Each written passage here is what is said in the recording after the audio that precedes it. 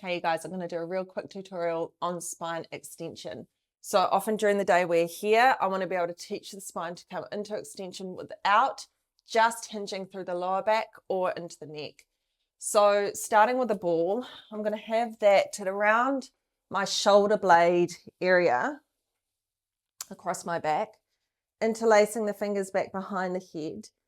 I'm going to let my pelvis come into a neutral position, so two hip bones, pubic bone pretty much on the same plane, supporting my head completely. So I'm really actually holding my head here so it can relax back into my hands. And instead of coming to here, where I'm simply just hinging into my lower back and into the curve of my neck, I'm going to encourage more movement into the thoracic spine. So tummy stays gently drawn in, head supported, and the part of my spine that's in contact with the ball is the part that is going to mold over the shape of the ball. And as I'm doing this, I'm breathing and supporting the head. I'm watching that I'm not creating any wrinkles through the back of my neck. I'm watching that I haven't rocked my hips forward to my thighs where my lower back would be fully arching. And I'm keeping those tummy muscles gently engaged, drawing down and toward my lower back. And then from here, as I come back up, it's my sternum and my ribs sliding downward to bring me back up. It's not me pulling on my neck. So again, this is what it would look like, and I'll show you what ideally you don't want it to look like. So we come over into extension. It's potentially a smaller movement than you're used to. And I'm focusing on the part of my spine that's in contact with the ball, molding it back over the shape of the ball. My abdominals are doing a lot here in terms of keeping my pelvis steady and then sliding the ribs down to come back up. If my abdominals weren't doing much, I would be doing this, which in itself is not necessarily a bad thing. But if you're trying to find more extension into your thoracic spine, then doing the slower version is key. Okay, and so now I'm transferring that movement into prone, where I'm going to be asking more of the muscles in my back to actually bring me up into extension.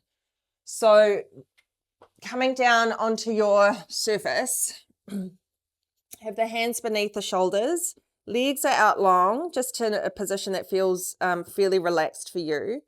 Find weight on your pubic bone. So your lower tummy muscles are gently pulling up and in, and they're going to support that area of your back that you're trying to keep fairly supported during this movement. The elbows press back and down. And then from there, I'm going to shine my chest bone forward and upward.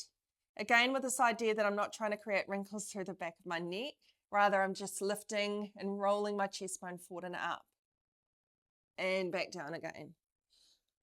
So my goal here is to move from my mid to upper back without just doing this, that, and or this. I'm just sinking into that lower back area. So when we break it down and we go a little more slowly with more intention, you will feel the muscles through the upper back and triceps in this position, the back of the upper arms. If you feel any pressure through your lower back, you would have lost your pelvic tilt. It's almost like you're tucking your tailbone underneath you and the lower tummy muscles are gently drawn up and away from the floor. So once you have mastered that is when coming into those beautiful, delicious, larger extensions become a lot more possible, because you know that you've got that movement through the entire spine and the strength in the arms to even get you there in the first place.